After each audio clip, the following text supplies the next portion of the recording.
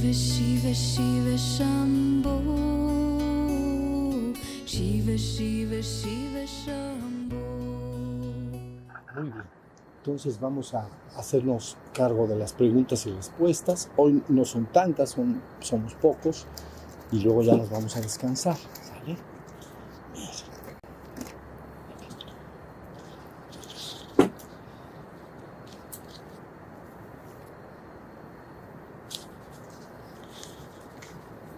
Aquí está. ¿Ya estamos todos? Sí, ¿verdad? Sí. Sí.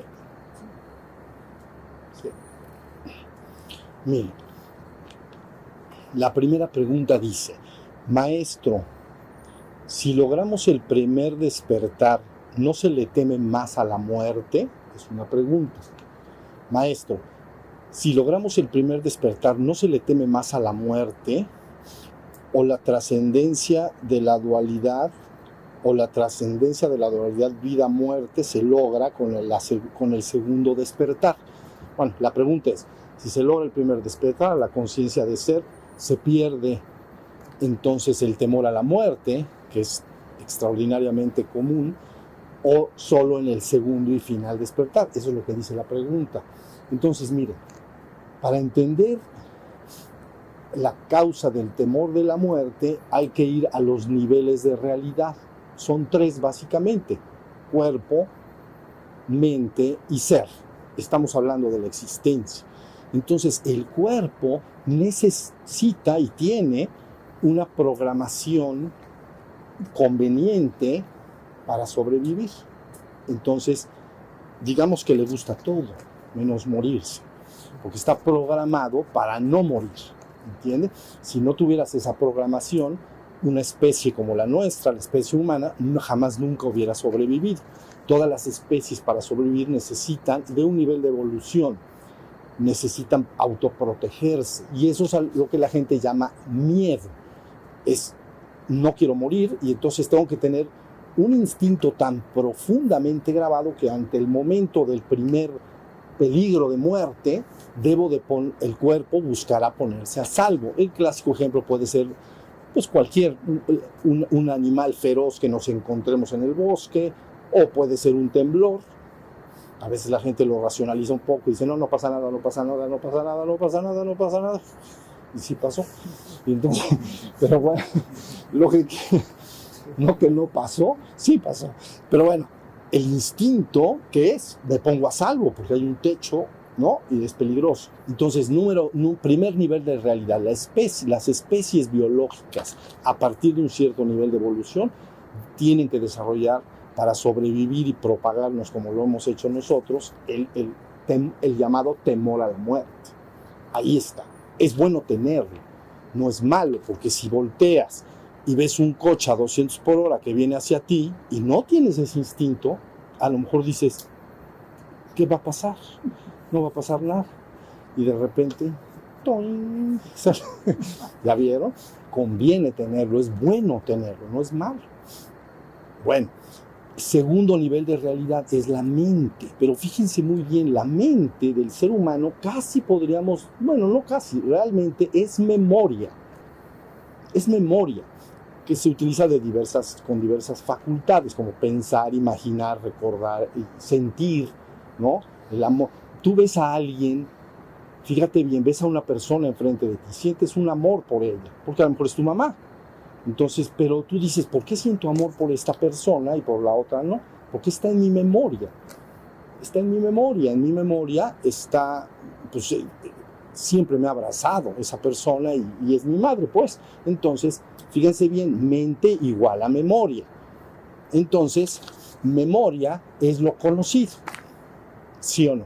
Lo que yo conozco está en mi memoria. Lo que no conozco no está en mi memoria. Punto. ¿No? Entonces, ¿qué pasa? La famosa muerte es lo desconocido, ¿sí o no?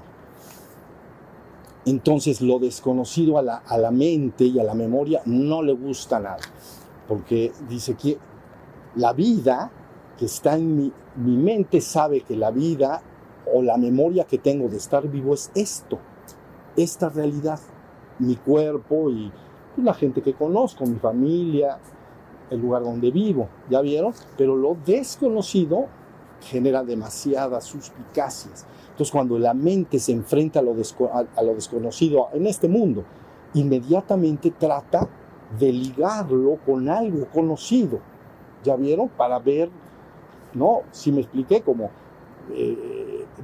tratar de llevarlo al rubro rápido de lo conocido. Entonces, la mente normalmente va a tener miedo a lo desconocido, porque cualquier cosa que tú veas en esta vida, tratarás de ligarlo con algo de la memoria. Pero la muerte es la idea de que bye bye, ya no voy a estar en el cuerpo y ya no, entonces la mente tiene un temor hacia lo desconocido. Pero luego sigue el tercer nivel, vamos a hablar, es el nivel del ser. Ahora, fíjense bien, el ser es una presencia continua y sostenida del ahora. Entonces, no es la memoria, sino que es la conciencia permanente y constante del ahora. A veces le llaman presencia, la presencia del ser, en el aquí y en el ahora. Entonces, diríamos que el ser no se ocupa, como la mente lo puede hacer, de ver el futuro, es decir, como veo en mi memoria que todos se mueren, pues ahí voy yo detrás. Pero eso lo dice la mente. ¿Sí me estoy explicando? Entonces, por eso tiene temor la mente, pero el ser en sí no acoge un temor porque es una conciencia sostenida y permanente del ahora. ¿Sí se entiende? Y entonces se vive sin temor a ese momento. Por eso, por ejemplo, cuando se habla de esto, por ejemplo, Seacatl, Topinski Quetzalcoatl, entonces dice, le preguntan sobre la muerte, es una preocupación de toda la humanidad, de todos los tiempos. Entonces dice, no os engañéis, hermanos, los hombres al morir en realidad no mueren, solo van a la región del misterio. Pero el misterio quiere decir que no he ido, pero no te pasa nada. Pero le está hablando a la mente de las personas. El ser, contra más se estabiliza, empieza a tener la sensación de ser siempre y de haber sido siempre. Contra más estable está, más poderosamente arraigado, entonces la sensación es siempre he sido, soy y seré siempre. ¿Y por qué? Porque no estoy en el mundo de los actos, de lo dinámico que cambia, no estoy en lo mutable, nunca cambio, siempre estoy igual. ¿Ya vieron? Entonces te da una sensación, poco a poco, que se llama eternidad. Voy a estar siempre. La mente lógica dice, ¿cuál eternidad? Te vas a morir. Sí, ya lo sé, en el cuerpo te vas a morir, la mente también lo sabe que nos vamos a morir, todos lo sabemos, pero ese ser no alberga ningún temor en relación a eso. Siempre fui, soy y seré siempre. Entonces en el primer despertar empieza rápidamente un desplumadero del temor a la muerte. Empieza. Lógicamente aquí habla del despertar a la trascendencia, pero el despertar a la trascendencia, vidas, es ser el uno y único. ¿Ya vieron? Porque todavía el ser podría albergar como que soy un ser en la existencia, pero no soy el uno y único. Entonces podría, no, es que no tiene miedo, pero podría albergar alguna sospecha si la mente se infiltra. Pero al entrar a la trascendencia, eres el uno y único, por siempre y para siempre. En el estado, yo le llamaría perfecto, abstracto, absoluto. O a veces le llaman, ven, en el budismo que hablábamos, se hablan de niveles de nirvana y llaman vacío, ¿no? Vacío, nirvana. Entonces, vacío es el nirvana del primero que estamos hablando. Cuando simplemente estás en conciencia de ser y tu mente está en silencio, entonces ya estoy en el vacío.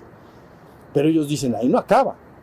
Vacío, y luego pasas y sigues viviendo ahí, supremo vacío, digo, gran vacío, segundo nivel. Luego supremo vacío, y luego supremo gran vacío. Son niveles de profundidad. Ese supremo gran vacío es ser el uno y único. Es tu verdadera naturaleza divina. ¿Ya vieron? Entonces ahí no hay nada que decir. Es completamente sin atributos. Es el uno y el único. Inefable. ¿Sale? Entonces ahí está. Si tú te vas al tercer nivel, inmediatamente el temor a la muerte se va a disipar.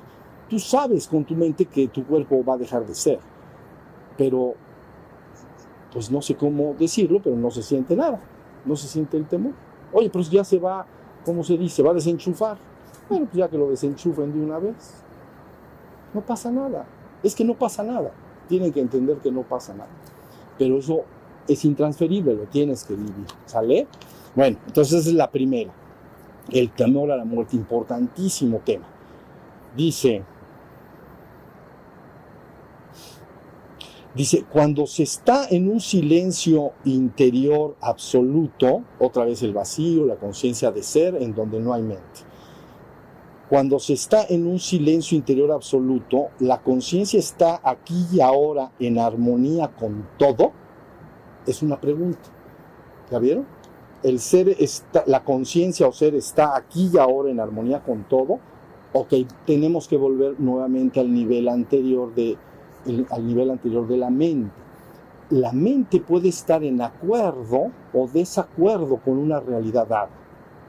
Puede entonces estar en desarmonía. Si yo quiero que las cosas sean de una forma, para que me entiendan, supongamos que un grupo de amigos se reúnen a vivir en una casa, ¿no? Y entonces uno de ellos, que estamos hablando acá, entonces de alguna manera puede estar en acuerdo o desacuerdo con cómo de que el otro tira los calzoncillos ahí en la esquina, ¿entiende? Entonces está en desacuerdo, inmediatamente entra en desarmonía. Entonces la mente puede entrar en armonía o desarmonía, condicionado a si estoy en acuerdo o desacuerdo. Si estoy en acuerdo, pues todos nos llevamos bien, hasta que nacen los famosos desacuerdos. Y entonces, no, ya se entiende, es la mente la que puede estar en acuerdo o desacuerdo con la realidad. Diríamos que el ser es aquella conciencia que está en perfecta aceptación de la realidad. Yo lo podría describir así como dejar que los seres se manifiesten según su propia naturaleza. Entonces, si el pájaro canta, canta. Aunque la mente puede estar en desacuerdo. Ese gallo usted la pasa cantando. Bueno, pues los gallos cantan. ¿Qué quieres hacer? Tiene que cantar. ¿Sí entiende? El ser, por eso dice, está en armonía con el todo, porque acepta la realidad y mientras no haya una violencia dirigida, vamos a decir, respeta las formas de ser, vivir y manifestarse de los demás. ¿Ya vieron? Mientras no sea un atropello lo que se esté haciendo alrededor, pero sí está en armonía con el todo. En armonía quiere decir que lo deja ser. Claro, si él dice, es que yo para ser tengo que, cuando tú te duermas, me tengo que acostar encima de ti, pues dices, no, bueno, parado, sentado, como sea, no estoy diciendo, pues dices, no, allá hay la otra cama. Pero eso no es que estés en desacuerdo, es una violación de parte de la otra persona, pero en sí tú estás dispuesto a aceptar a los seres tal cual son. Entonces se llama vivo en armonía, así se dice, vivo en armonía con la naturaleza. La mente normalmente tiene grandes dificultades para eso, ¿ya vieron? Son todos los problemas de relaciones humanas, vamos a decir. Entonces sí vive en armonía. Si amanece, amanece. Si anochece, anochece. Entonces cuando anochezca, no quieras que amanezca. Y cuando amanezca, no quieras que anochezca. Fluye según se manifiesta la naturaleza, según la realidad. ¿Sí me explico? Muy bien. Dice, la acción mental, que es decir, pensar, imaginar y las emociones, antecede a la acción de hablar y a la corporal, o puede ser que no. O sea, la pregunta es, ¿todas las acciones mentales a fuerza se pasan a las acciones verbales y a las acciones corporales o no? Entonces, no necesariamente. Una persona, vamos a decirlo así, si tú piensas algo y no hay otro nivel de ti, que es el observador y testigo, lo más normal es que todos tus pensamientos generen palabras y acciones en concordancia. Pero, por ejemplo, si tú te enojas porque el vecino estacionó su coche debajo de tu árbol donde a ti te da sombra y quieres poner tu coche, puedes pensar, lo voy a matar a eso. o le voy a hacer no sé qué. Pero eso no quiere decir que te cruces y lo mates, ¿verdad? Pero si lo pensaste y a lo mejor hasta lo sentiste, pero nace dentro de ti otro nivel, que ahorita a veces podríamos llamarlo como atributos del ser. Ahorita a ver si creo que hay otra pregunta y lo podemos describir. Y ese atributo, otro más profundo, impediría que pase directamente a las acciones. O sea que no es obligado, aunque en la mayoría de las veces reiterados pensamientos y emociones sobre un tema terminan hablándose y terminan actuando, reiterados. Si no aparece otro nivel dentro de ti que dice, oye, no, estoy enojado, pues ya se me pasará el punto. También es verdad que hay acciones que van de abajo hacia arriba, que serían las acciones netamente corporales, instintivas. ¿Ya vieron? Las instintivas. Si tengo hambre, el cuerpo inmediatamente tiene que hacer un gatilleo de buscar comida y comer. ¿Ya? Pero no es que lo piense, no es que diga, ay, es que quiero comer. No, de abajo para arriba. O sea, tu cuerpo detona un gatillo por la supervivencia. Entonces, también hay acciones corporales que no implican acciones mentales antecedentes. Si estamos en... Entonces, ahí está la idea. Pero sí, creo que más adelante está por acá. Sí, porque alguien lo preguntó algo sobre el karma, que tiene que ver con esto que estamos hablando ahorita. ¿Ya vieron? A ver. Dice, el ser es... Creo que es una pregunta, aunque no le pusieron interrogación, pero con seguridad lo es. Dice, el ser está en todo ser viviente, inclusive en el humano más oscuro de pensamiento, emoción y acción. Sí, está absolutamente en todo, y no solo en los seres humanos, está en todo. El ser está en todo. Entonces, dice acá, está en un ser de mente pues medio maquiavélica, por lo que entiendo, sí, pero diríamos está un poquito más escondido. Entonces, en una persona donde su ser está más a flor de piel, más afuera, pues, más a flor de piel, entonces su comportamiento en el mundo está guiado por algo que llamamos los atributos del ser. Como si el ser tuviera unos atributos, y sus atributos son la paz, la armonía, el amor, la dicha, el agradecimiento, ¿no? Todos esos atributos nacen espontánea y naturalmente del ser. Se llaman sus atributos. Entonces, lo importante es que cuando una persona aflore su ser en él mismo, como resultado de su trabajo espiritual, empezará a ver que su comportamiento está guiado por esos atributos. Un hombre de estos que está diciendo, muy oscuro pues, quiere decir que el ser de plano está muy enterradito. Entonces lo gobiernan otros contenidos psíquicos, que pueden ser el odio, por lo que entiendo la pregunta, el oscuro, pues su contrario natural, el odio, la envidia, los celos, no el amor, sino el deseo de hacer daño al otro. ¿Ya vieron? ¿Cómo se lo digo? Una fichita, pues.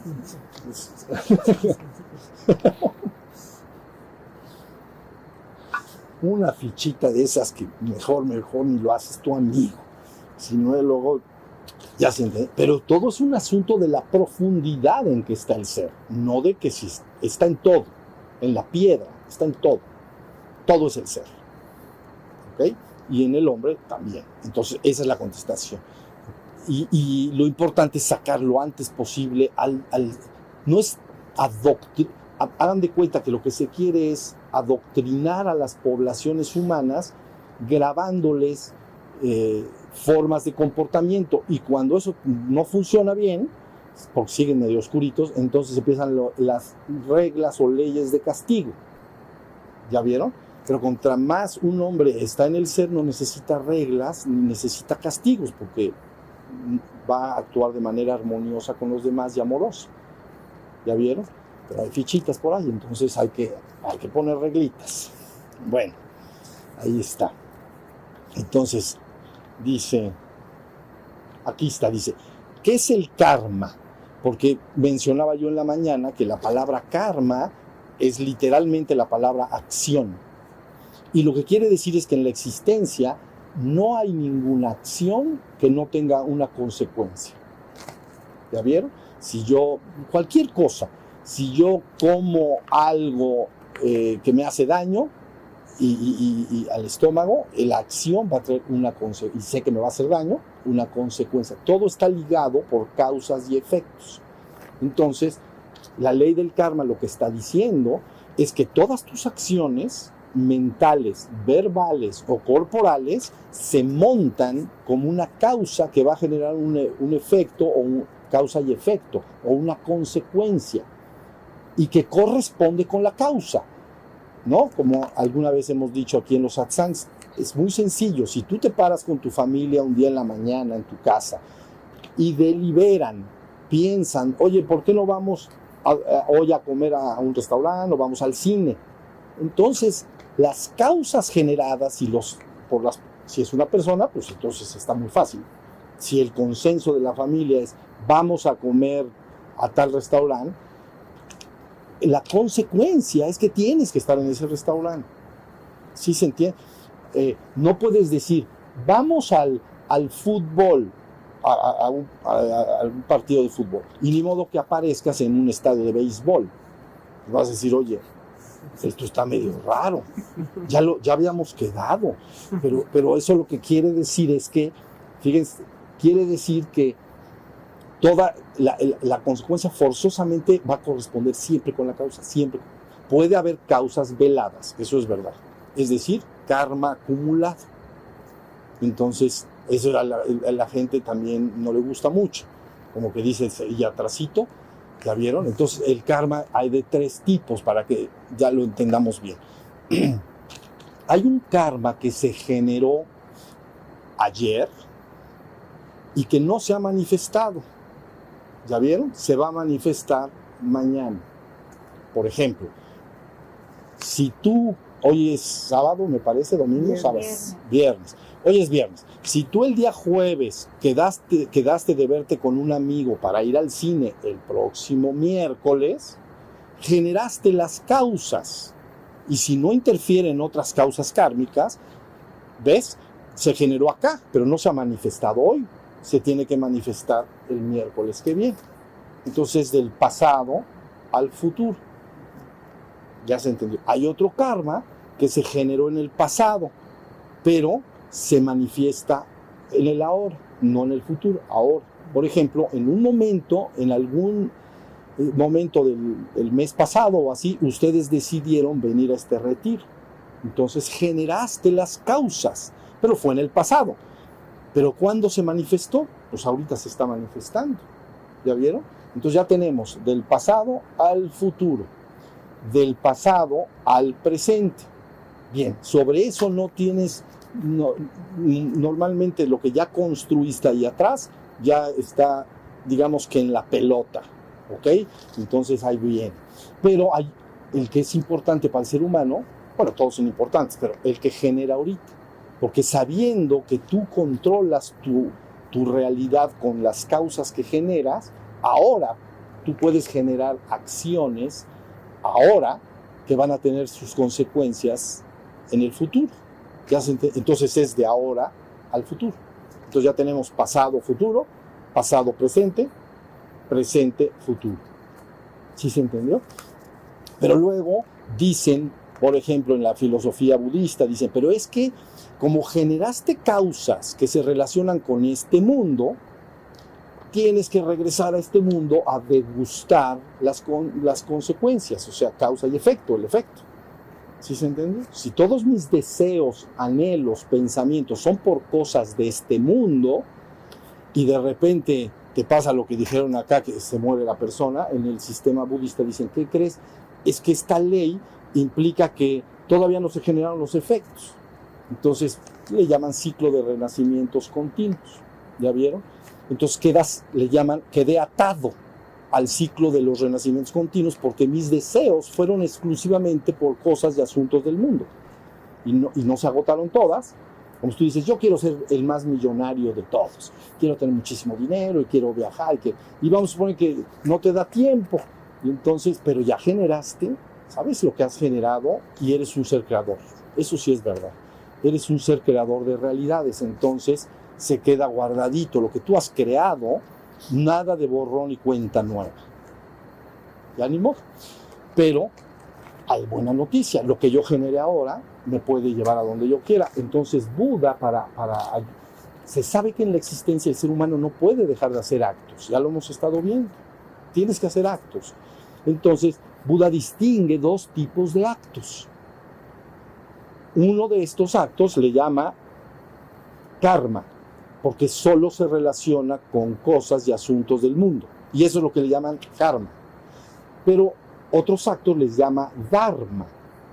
Y dice, son todos aquellos actos que hace un ser humano destinados a liberarse y ascender al reino espiritual y divino. Son actos iguales, pero están destinados no a este mundo, sino hay una aspiración a la vida espiritual superior, espiritual y divina. Entonces, igual, esos actos operan igual, te tienen que ir llevando allá. ¿Cuáles son esos actos? Sentarse a meditar, leer libros de maestros importantes que hayan logrado una vivencia importante en su despertar, platicar con gentes y llevarte con gentes, meterte en cursos, todo lo que se hace, ya viste, son muchos actos. Todos son actos, pero se les llama viajes iniciáticos. Voy a ir a Machu Picchu y voy a hacer esto y voy a hacer lo otro. Entonces, ok, estás generando causas y efectos, pero tiene una aspiración a lo espiritual y divino, ¿sí se entiende? Y la ley quiere decir una ley cósmica como causa y efecto, es que no la puedes borrar, ¿entienden? Porque esta realidad tiene un diseño de cosmos, no de caos. El cosmos quiere decir orden y caos, desorden.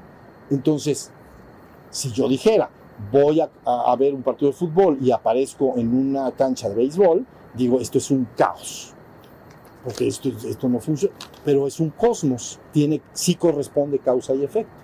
¿Sí me estoy explicando en esto? Entonces tú puedes fácilmente hacerte cargo de tu propio destino. ¿Cómo te haces? Con tus actos. Si tus actos corporales, verbales y mentales se refieren a tu deseo de conocer más y más cada vez tu naturaleza espiritual y divina, aparte de llevar una vida hermosa en el mundo, llevarte con tu familia, amistades, lo que quieras, pero tienes una aspiración, todos esos actos se llaman dharma. Y finalmente crean sus consecuencias.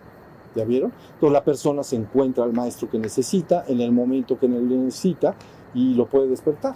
Si es que ya llegó el karma a consumarse, se convierte en su hijo espiritual. ¿Ya vieron? Entonces los maestros tienen hijos físicos, pero tienen muchos hijos espirituales. Entonces los despiertan y la persona al despertar trasciende la realidad simplemente existencial de causas y efectos. Entonces en otros términos cristianos se llama ascendido. Eres ascendido hacia una región espiritual de ser. Entonces ya tu evolución se lleva más a la evolución de regreso a lo divino, se lleva ya sin la necesidad de la participación en el reino físico que conocemos. ¿Ya se entendió? Te fuiste, para que eso suceda tienes que estar despierto, rebasar la mente. Y luego tienes que limpiar tu energía, crear tu cuerpo de luz. A ver si te platicamos un poquito, pero si vas trabajando en construir tu cuerpo de luz y vas trabajando en tu despertar, entonces trasciendes cuerpo y mente. Y el ser humano, el nivel de experiencia llamado ser humano es cuerpo y mente. Si rebasas la mente porque te despertaste y purificas tus energías, entonces tienes habitación en los cielos, permanente. Y de ahí, como Buzz Lightyear, al infinito y más allá. Así nos vamos a ir, van a ver. Esto está grandioso, grandioso. Digamos que a la divinidad no se le acabaron las ideas. Entonces ya eso después. Pero bueno, ya se entendió. Entonces karma es una ley operante. No creas que porque niegues la ley, una ley cósmica, no una ley humana, ¿entienden? Una ley humana puede ser la que sea. Oigan, el que brinque en la banqueta lo vamos a meter 200 años a la cárcel. Bueno, pues es una ley humana. puede ser muy injusta o justa, pero es humana. Yo estoy hablando de una ley cósmica que opera en toda la existencia, en todo momento y en todo lugar. Entonces más vale conocerla y usarla. ¿Cómo la uso? Con todos tus actos. ¿Está bien, no? Ahí está. Bueno, muy bien. Ley de karma. ¿Cómo trabaja en el cuerpo la vibración de la letra M? La que hicimos. Entonces, hagan de cuenta que ustedes recuerdan el mantra Aum, ¿no? Aum. Entonces, Aum es un mantra que tiene todas las operaciones de la existencia. Porque la letra A, la van a imaginar así. La letra A abre una existencia dada. Es decir, nace una creación dada. Vean, A es para afuera. A. Luego la letra U sostiene esa realidad dada. Porque empecé con A, pero ya me pasé a la U. Entonces, A, U. Entonces, se abre, se sostiene, pero luego llega la letra M. Y esa es destructora. ¿Ya vieron? Si ustedes lo llegan a ajustar con la mitología de la India, entonces Brahma es el dios creador, ¿no? Crea la triada, Brahma, Vishnu y Shiva. Entonces Brahma crea. Vishnu sostiene un universo. ¿Ya vieron? Por eso los avatares de Vishnu no ponen fin a los tiempos. Quieren continuar las realidades dadas con nuevas eras de oro, etc. Entonces, el A, Brahma, abre una realidad A, manifiesta. La U sostiene una realidad A, pero luego llega el destructor. Pero el destructor siempre ha sido entendido como que está gacho, ¿no? Como que viene a agüitarnos la fiesta, porque llega con la M, párale de contar, ya no hay más, se te acabó el 20. Pero esencialmente es tener una manifestación, tener una experiencia de conciencia en una realidad dada, y luego, una vez que la experiencia ha sido resuelta y tomada, entonces viene un recogimiento.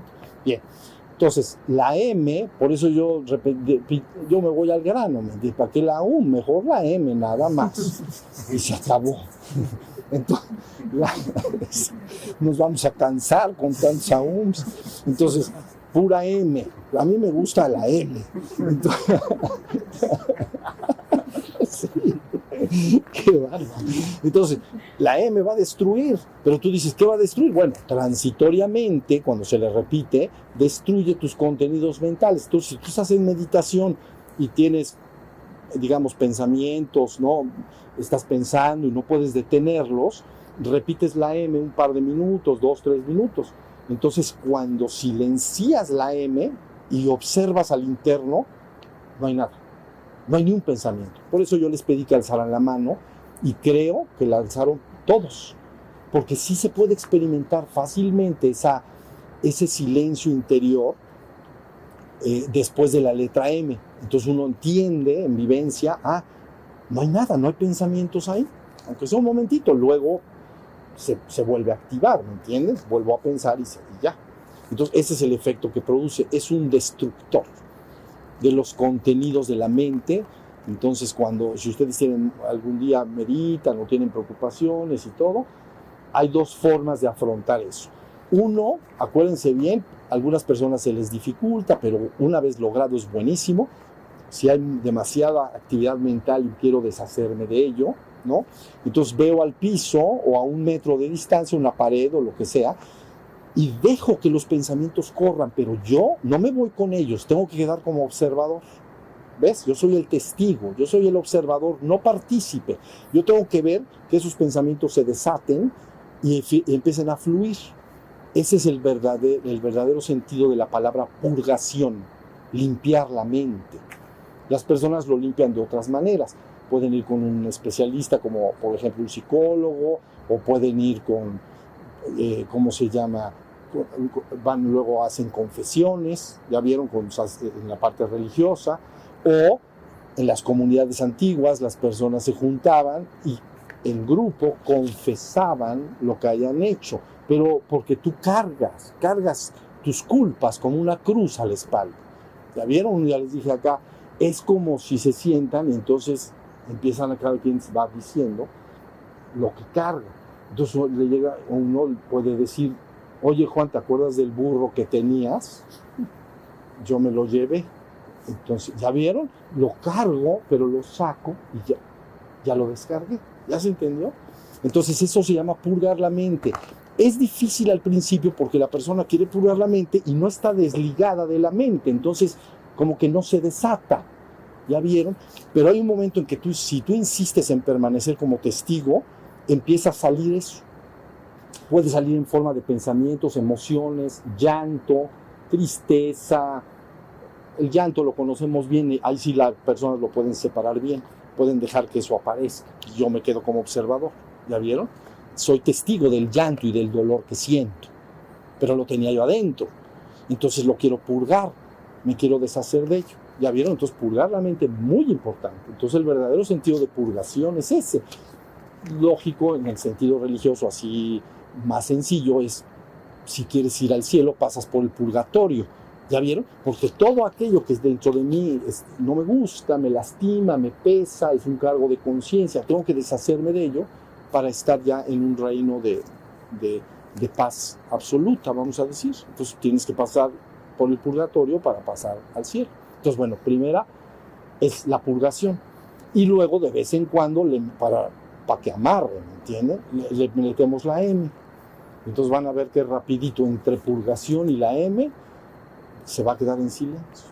Y un día es un silencio cuando un día veía yo a un monje que trataba de describir este estado de despierto sin mente, y decía, es como aquel estado posterior a las grandes tormentas en las selvas tropicales, donde una vez que ha terminado la tormenta, termina de un momento a otro, y entonces los animales, los grillos, ahora sí que se quedaron pasmados, todavía no se recuperan, y entonces todo está callado. ¿Ya vieron? Ya pasan unos minutos y empiezan otra vez a tomar su ritmo, los grillos, los insectos, empiezan a volar de un lado para otro. Pero después de una lluvia torrencial, de esas que se caen el agua al suelo, todos los animales quedan de momento un ratito. Entonces el nirvana es como ese estado de silencio absoluto después de una gran tormenta en las selvas tropicales. Y tú la puedes ir conociendo más y más y más con la M. ¿Ya vieron? Para que haya puro ser en ti. Ya usas tu mente luego como quieras. Bien, luego dice, maestro, hoy por la mañana en la caminata consciente fuimos al árbol cueva sobre la orilla del río, se llama árbol de las 7 ventanas. Dice, también tengo entendido que vos meditaste mucho tiempo enfrente de un árbol. No, es que, bueno, dice, se sabe que Buda, Siddhartha Gautama, ha hecho lo mismo. ¿Qué se busca o encuentra a los pies de un árbol? ¿Qué aporte le hace al meditante?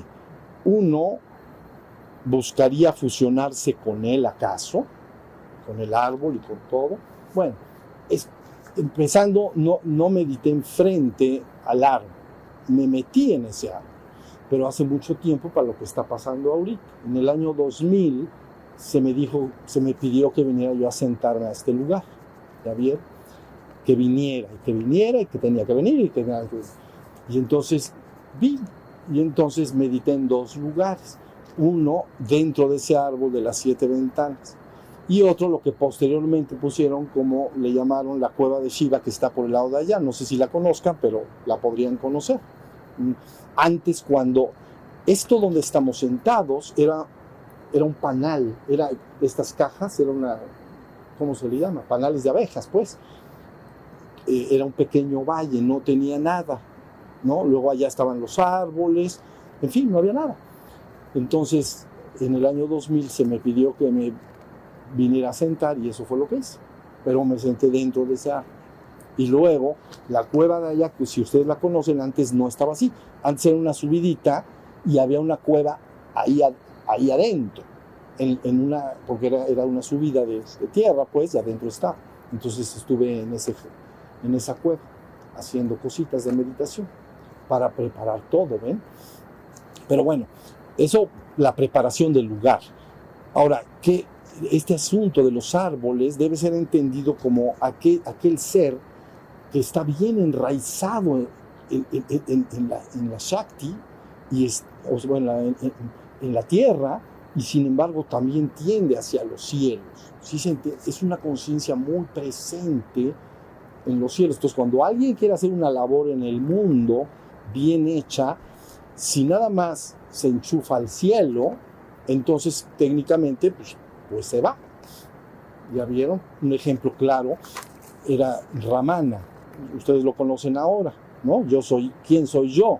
Entonces Ramana tiene su despertar en un ataque de pánico a la muerte. Pues le dio un ataque de pánico. Y dijo, ay, Dios mío, ya me voy a morir yo también.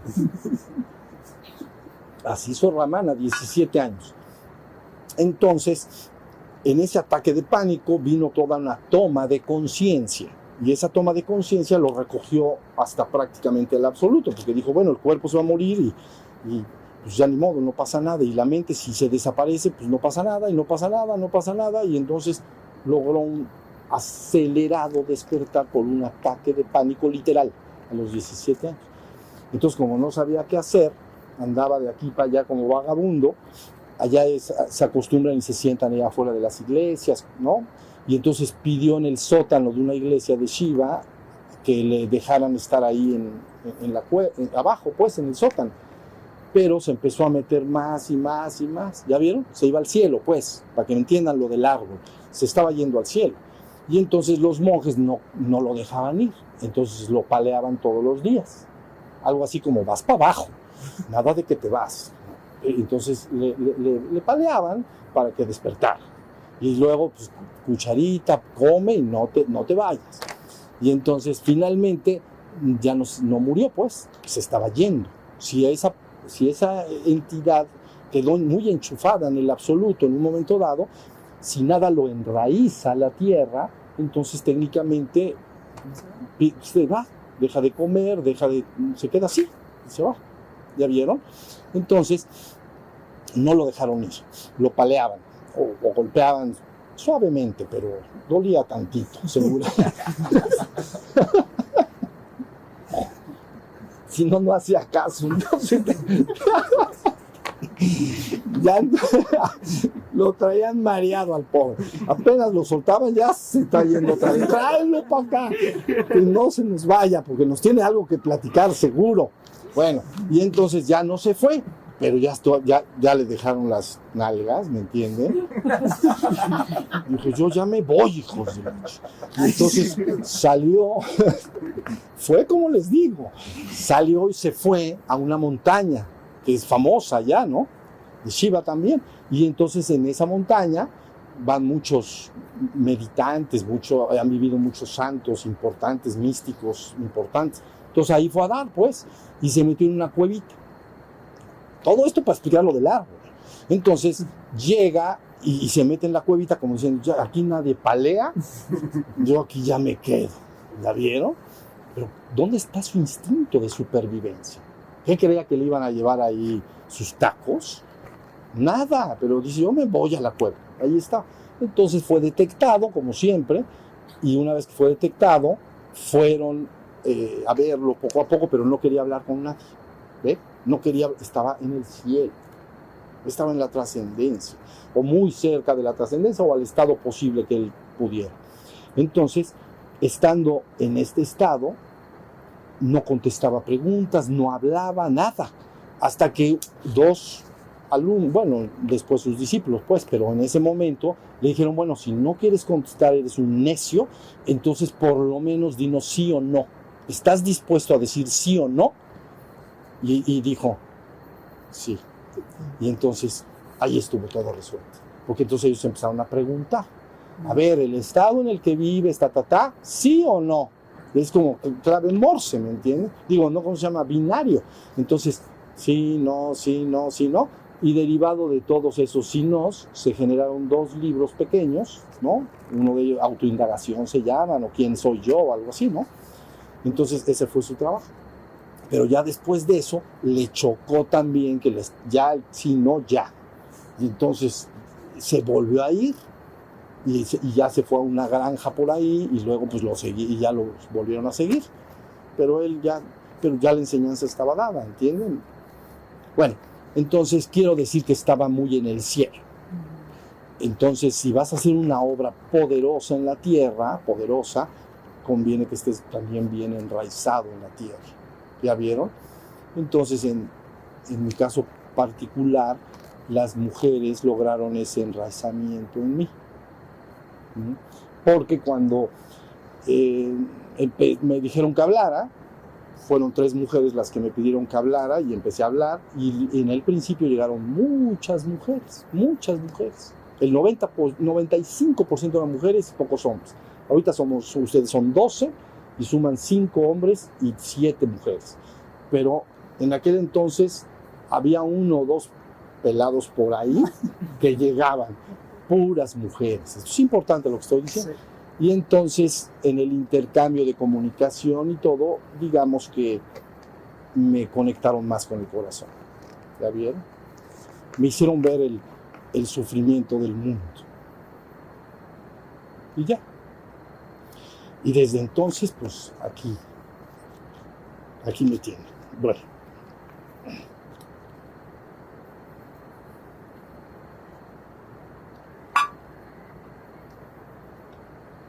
Bueno, aquí dice, maestro, háblanos del amor incondicional.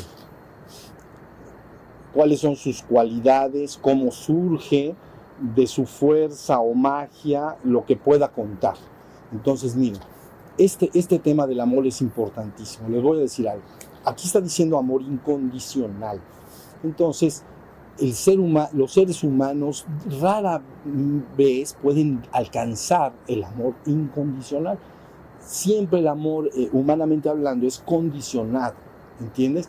Te doy el amor siempre y cuando tú me des a mí de regreso esto o te comportes de esta u otra forma. ¿Ya vieron? Te amo con condición. Aquí está diciendo incondicional. Entonces, el amor incondicional es aquel amor que no espera nada de regreso y que no condiciona nada. No está esperando nada. La condición siempre implica doy para recibir algo. Yo te amo y te doy mi vida y mi compañía, pero tú te tienes que conformar a una forma que es la que yo quiero. Eso es lo humano, más o menos a grandes rasgos. Hay gentes que se van acercando cada vez más a un amor incondicional. El amor incondicional, como dice la palabra, no está sujeto a condición. Entonces se entrega por siempre y para siempre. ¿Ya vieron? Entonces, déjenme explicar algo. En la trascendencia no existe el amor técnicamente hablando. Porque el amor implica una relación de 2, es más de 3. Implica el amante, el amado y el amor en sí. El amor implica una dualidad que solo se da en la existencia. ¿Ya vieron? En la trascendencia, lo que somos en su esencia, no hay tal cosa como dualidad. Hay el uno y único ser que es y existe. Entonces no hay tal atributo. Es inconmensurable, es puro y absolutísimo ser, inefable, no se puede explicar con palabras, pero en la existencia, el atributo, vamos a decir, de mayor fuerza y poder existencial es el amor, porque crea un vínculo entre los seres que no permite que nos abandonemos unos a otros, ¿sí se entiende? Lo común, no lo común, pero una persona puede optar por ir a una vida mejor y abandonar a sus semejantes y dejarlos en condición desfavorable, pero el amor lo impide. Entonces estamos garantizados todos, yo se los digo con seguridad absoluta, de lograr redención colectiva y regresar al reino espiritual y divino por el amor, porque el amor no va a permitir que se deje una parte de esa totalidad que somos. ¿Ya vieron? No va a permitirlo jamás.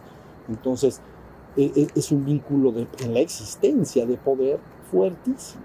Entonces, garantiza que los seres no se suelten y entonces el plan divino, ¿no? El plan divino es algo así como, lo que dije hace ratito, una manifestación para experimentar y una reabsorción, ¿no? Entonces, en las cosmogonías hay un antes de que una realidad existencial fuera, está en la trascendencia. No hay realmente una manifestación dada. Es puro y absoluto ser en la trascendencia. Pero si viene la manifestación, se manifiesta, viene toda una exploración de bajada y luego toda una exploración de regreso. Y cada chispa divina que somos adquiere una experiencia en ese proceso. ¿Ya vieron? Tú repites exactamente lo mismo en tu vida personal, suponiendo que vivieras unos 10 ciclos de 7 años, 70 años, por ejemplo. Entonces, un ser humano, ustedes dicen, cuando nació, ya encarnó, pero, bueno, sí encarnó, pero no está completamente encarnado. Encarna progresivamente más o menos, hasta los 35 años. Cuando llega a los 35 años, todas las facultades de un ser humano completo ya están bien manifestadas. Primero manifiesta su parte física, luego su parte etérica, por cierto, pero bueno, luego su parte emocional, como los adolescentes, ¿ya vieron? Luego su parte mental, pero muy centrado en el yo y muy ajustado a las emociones. Luego manifiesta un intelecto puro y duro, ¿ya vieron? Luego, sí, es como una bajada de 35 años y ya a los 35 estás bien encarnado, vamos a decir. Y entonces viene tu desencarnación, que no es cuando te mueres, es poquito a poquito. O sea que ese ser ya entró, tiene la exploración dada, suponiendo que va a vivir los 70 años, y luego empieza a recoger el fruto de esa experiencia. ¿Ya vieron? Y entonces se va yendo. Si muere antes tampoco pasa nada, vamos a decir, pero estoy diciendo el ciclo completo para que se entienda. ¿Ya vieron? Y cómo empiezas, terminas. Empiezas sin dientes, terminas sin dientes. Siempre tengo que decir, porque es que es verdad, todo el mundo quiere que va a tener sus dientes siempre. Empiezas con pañal, terminas con pañal. ¿Ya viste? Eso es importante. Por eso Cristo decía, déjenme ver si recuerdo, mientras te puedas teñir y vestir a ti mismo, busca el reino. Porque llegará un momento en que no te puedas vestir a ti mismo y te llevarán otros por todos lados, aunque tú no lo quieras. Ese es el abuelo. ¿Ya vieron? Al abuelito lo llevan para todos lados. Tiene 90 años, ni modo que le van a pedir permiso. Dice, no, ya nos vamos a ir a la playa todos. Pues súbete, abuelo, ya, y nos vamos. ¿No? Mientras te puedas teñir, vestir, busca el reino. Mientras te puedas teñir a ti mismo. Porque llegará el momento en que no puedas vestirte a ti mismo y te llevarán otros por donde tú ni siquiera quieres. Busca el reino mientras puedas. ¿Ya viste? Entonces es una bajada y una subida. Y al final, pues ya, el fruto de la experiencia ya está logrado. ¿Ya vieron? Entonces, bueno, el amor. Yo diría, sí, junto con otras dos cosas, pero lo más importante en la existencia. ¿Ya vieron? Lo más importante en la existencia. Ahí en la trascendencia, por eso, quien lo ha vivido le llama sin atributos. El amor es un atributo existencial. La voluntad es un tributo existencial. La sabiduría y muchos otros son atributos en la existencia, pero en la trascendencia no hay tal cosa. La trascendencia trasciende todo y por lo tanto se le llama sin atributos. Y es inefable. La palabra inefable quiere decir no puede ser explicada con palabras, solo puede ser vivida. ¿Cómo la puedo vivir? Recurres entonces a los maestros del pasado, ves qué dejaron dicho, ¿no? Sobre lo que es el despertar espiritual y qué camino siguieron, ¿no? Y luego haces lo mismo y te darás cuenta que sus palabras son fieles y veraces, son verdaderas. ¿Ya vieron? No te llevan por un camino que no era. Te dicen, lo que te digo es fiel y veraz. Vas a ir por donde te digo que vas a ir. Y entonces lo vas corroborando. ¿Ya vieron? Entonces, por eso es importante que la humanidad siempre tenga como un tesoro muy especialmente valioso toda la sabiduría espiritual y mística del pasado, de los milenios pasados, que hemos guardado, todos los pueblos tienen la suya y ha venido a dar hasta nosotros. ¿Ya vieron? Y en este momento es el momento en que se tenía que sintetizar para tener una sola enseñanza. Ya también se hizo. ¿Ya vieron? Entonces, hagan de cuenta, les digo esto porque es importante, hagan de cuenta que cuando hay una cosa que se llama palabra con P mayúscula, no son las palabras que los hombres se dicen, Una palabra con P mayúscula se le llama palabra revelada. Para que entiendan, una palabra revelada es aquella palabra que yo no puedo corroborar con mis 5 sentidos de ninguna manera en el mundo. No pude haberla descubierto de ninguna forma en el mundo. Entonces, si se me dijo, se llama palabra revelada. ¿Ya vieron? Entonces, porque está conectada con la parte espiritual y divina. Entonces, esa palabra revelada es la que tienes que usar para regresar de alguna manera al origen divino. Entonces, por eso se llama la palabra revelada. Entonces, esto es importante. A ningún ser humano se le dejó solo en esta experiencia humana. En todos los pueblos y en todos los tiempos, la palabra ha estado siendo revelada para que los hombres tuviéramos el camino para regresar a casa, cuando así lo decidiéramos libremente. ¿Ya vieron? Puede ser esto parecido. La experiencia en el reino humano se asemeja a una fiesta, como cuando vas a una boda. Vas, puedes disfrutar, puedes aburrirte, puedes bailar, pero llega un momento en que dices, ya terminé de estar, y entonces ya me quiero regresar a casa. Entonces lo importante es que sepas cómo regresar. ¿Ya vieron? Esa palabra revelada, nada más digo esto porque es importante, siempre cuando entra un pueblo dado a la humanidad, se parte en 2 vías. Toda esa palabra va creando con el correr de los siglos lo que se llama una religión organizada.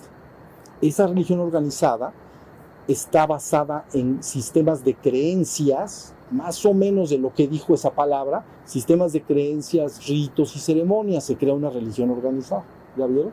Pero por el otro lado, se crea una vía que se llama mística. La vía mística no está basada en creencias, ritos y ceremonias. Lo que busca es que la persona tome esa vía mística y despierte lo que esa palabra le dijo que tenía que despertar. ¿Sí me estoy explicando? Entonces, esto crean que es muy importante. Entonces, la idea es que cada religión importante del mundo te ofrece una religión formal que responda a las necesidades sociales, digamos, y una vía mística. Esa es la importante. Esa es la importante. Muy bien, para poder regresar a casa. La otra realmente se matiza con muchas creencias y está diseñado con mucho rito y ceremonia. ¿Ya ves? Pero no te lleva realmente. Amor incondicional. Bueno. Ok. Esta es la última y ya nos vamos a descansar. Mire, querido maestro, he notado un aumento considerable del fuego sagrado o energía de la madre derivado de la práctica del yeya y ejercicios de tantra. El yeya, para ustedes que no lo conozcan, es un libro que escribí hace años para que las personas pudieran iniciar su trabajo espiritual. Se llama yoga de energía y yoga de atención. Yoga de energía para despertar. No, yoga de energía para crear el cuerpo de luz y yoga de atención para despertar. Por eso está diciendo el yeya. Entonces dice, práctica del yeya y ejercicios de tantra. Tantra es, sabemos, sexualidad sagrada. ¿Ok? Entonces, bueno, ahí va, vamos a leer todo. Dice, mientras medito, esta energía recorre la columna vertebral desde la base del tronco hasta la coronilla y mueve el cuerpo en diferentes posiciones. O sea, hace así, te agarra la temblorina, a veces se ve que le agarra. Bueno, y dice, ¿cómo se complementa la práctica del silencio interno, la vía del despertar, con la del fuego sagrado? ¿Cómo se complementa? Entonces, vean, toda esta información mística de la que estamos hablando, que tienen la palabra revelada, genera 2 formas de acercarse e ir al despertar espiritual y divino. Y son 2 vías que yo le llamo, los que conocen mi enseñanza lo saben bien, la vía para la creación del cuerpo de luz y la vía para el despertar de la conciencia espiritual. La vía para el despertar de la conciencia espiritual es la que estamos viendo en este retiro. Todos los ejercicios de despertar la conciencia, ¿ya vieron? Despertar de la conciencia espiritual o despertar a la conciencia de tu verdadero ser. La otra vía se llama la vía para la creación del cuerpo de luz, porque en todas las tradiciones importantes y místicas está esta enseñanza. Entonces, por ejemplo, hablaba yo hoy en la mañana de esicasmo. Y entonces la palabra esicasmo dije que era ésica, y que quiere decir quietud, calma o reposo y paz interior. O sea, llegar a un estado de contemplación en que la mente se aquieta y quedo en ese vacío de contemplación. Pero cuando quedas en ese vacío de contemplación, muchos de estos místicos dejaron reportado ya durante 2000 años que en ocasiones aparecía el fuego de Tabor. Entonces ustedes dicen, ¿quién es ese? Entonces el fuego de Tabor en la vida de Cristo, de Jesús, su tercera iniciación, entonces toma a 3 discípulos, a Santiago, a Juan y a Pedro, los lleva a la punta de un pequeño monte que se llama Tabor. Y dice, y ahí entonces se transfiguró delante de ellos. Su cara brilló como el sol y sus vestidos fueron limpios y resplandecientes como la luz. Se llama acto de transfigurarse. ¿Ya vieron? Entonces, ellos dicen, estos místicos, sí, porque ellos no practican el tantra así, siguiendo la vía del puro despertar de éshika, de sicasmo, entonces ese vaciar la mente de contenidos y luego aspirar a lo divino hace que se presente el fuego de Tabor. Así lo dejan, está muy reportado. Entonces, la práctica de tantra hay en todas las tradiciones, porque es proteica. ¿Saben lo que eso quiere decir? Como el dios Proteo. Entonces, en la mitología, pues, conocía el futuro, entonces todo el mundo le andaba preguntando todo el tiempo cosas y como se cansó de estar contestándole a todos, se cambiaba de forma, entonces se llamaba proteico. Entonces, la línea de tantra más importante que entró del cristianismo, entró a la Ciudad de México, principalmente aquí a Puebla, hace 500 años, o sea, no crean que esto es nuevo, pero bueno, ese es el sicasmo. Ya se entendió, pero está diciendo tantra. ¿Y qué es lo que siente la persona con las prácticas? Que sube una energía de la base del tronco, por la cabeza, hasta la coronilla. ¿Ya vieron? Ahora, ¿qué relación tiene el despertar con lo que está reportando? Lo que está reportando es que cuando el fuego sagrado sube por la base del tronco, la energía de la madre, porque es la que genera la vida. La energía sexual, energía de la madre porque genera la vida. Se llama generar. Pero si la llevas por arriba con las prácticas tántricas, se llama regenerar, no generar. Si genero un hijo. Si regenero, es que agarré ese mismo fuego y lo llevé por dentro de mí hacia arriba. ¿Ya vieron? Y entonces sube y hace muchas operaciones, pero cuando llega a la cabeza, a lo que a veces llaman el sexto chakra, termina prendiéndolo completamente y la persona logra su despertar. El que llamé despertar menor, ¿ya vieron? Ya quedó despierto. Por eso se hacen las prácticas de fuego. Entonces las prácticas de fuego terminan despertando esa conciencia menor que he llamado, el despertar menor o despertar a la conciencia de tu verdadero ser. Si esa energía sigue subiendo y sale por la coronilla, más o menos 1 pulgada hacia afuera, entonces le llaman allá, prende el 7º chakra. Entonces, eso sería la trascendencia. ¿Ya vieron? Entonces, en el 6º prendo la conciencia de ser.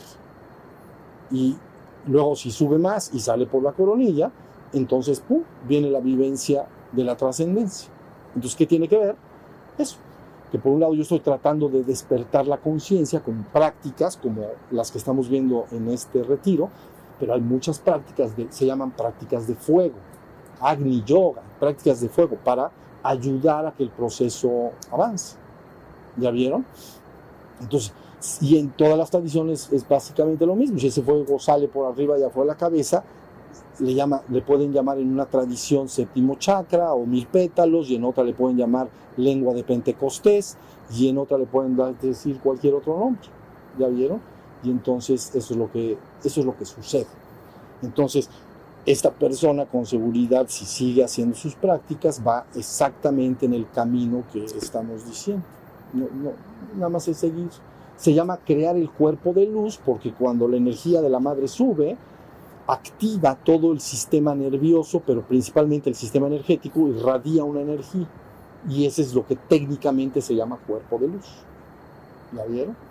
Y entonces, esa es la energía ascendente. ¿Ven? Las raíces del árbol, energía ascendente. Pero luego hay un fuego descendente. ese fuego, entonces uno le llamaríamos de la madre, que sube, y al otro arriba y afuera de la cabeza le llamaríamos del padre, y ese desciende, porque digamos que esos dos fuegos, padre y madre, sienten una mutua atracción. ¿Ya vieron? Entonces, cuando la energía de la madre en una especie dada o en un ser humano está solo enfrascada digamos, en la generación, digamos, en la sexualidad totalmente normal, pues el otro está ahí arriba, vamos a decir. Pero si esta energía de abajo empieza a activarse y empieza a subirse, es un llamado al bien amado, es un llamado de descenso. Entonces puede venir, ¡fum!, pero derechito. ¿Ya vieron? En términos cristianos que acabamos de mencionar, el fuego arriba y afuera de la cabeza es mencionado en las palabras: vi una luz como una paloma sobre él, y esa luz dijo: él es mi hijo bien amado, en él yo tomo complacencia. El acto del bautismo de Jesús. Yo vi una luz arriba y afuera de su cabeza, dijo Juan el Bautista, pues. Yo vi una luz arriba y afuera de su cabeza. Y esa luz me dijo: él es mi hijo bien amado, en él yo tomo y le doy todas mis complacencias, estoy complacido en él. ¿Ya vieron? Entonces quiere decir que está la comunicación de ese fuego con el fuego descendente con el fuego ascendente. Entonces el trabajo para crear el cuerpo de luz depende de que esos dos fuegos interactúen. Ya sí me estoy explicando. Y entonces eso en otra mística como la de San Juan de la Cruz queda muy bien explicado en una obra que se llama Llama de Amor Viva. La llama de amor viva es el fuego del Espíritu Santo, ascendente y descendente. Así lo explica. Sentirás fluir de tu vientre ríos de agua viva. El vientre, ¿ya vieron? Y entonces estos dos fuegos interactúan y le dice llama de amor viva, y empieza a hacer muchas operaciones dentro de la persona. Y está literalmente transfigurándolo.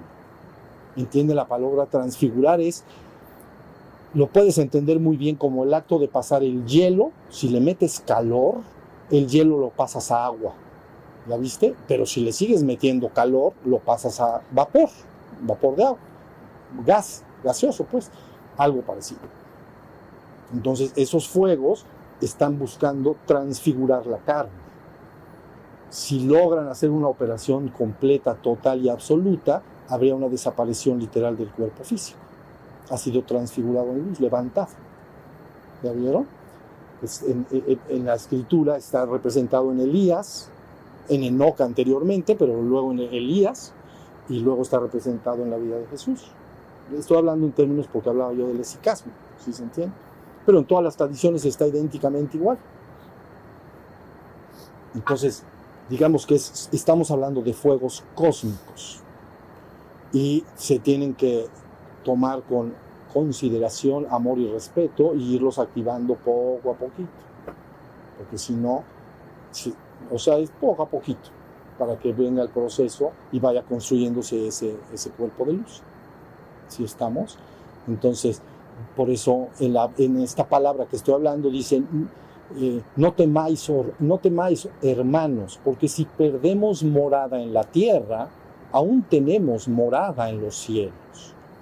Ya viste, está hablando de eso. Aunque pierdas tu morada en la tierra, que es tu cuerpo, aún tienes morada en los cielos, si has trabajado en tu despertar y en la purificación de tu energía. Es tu cuerpo de luz. ¿Sí estamos? Aguas, pónganse abusados, porque esto está, como dicen por ahí, bien grueso. Bien grueso. Muy bien, pues entonces ya, con esto podemos terminar. Muchas gracias, se van a descansar y se van todos juntitos caminando y ya mañana nos vemos por acá. ¿Saben?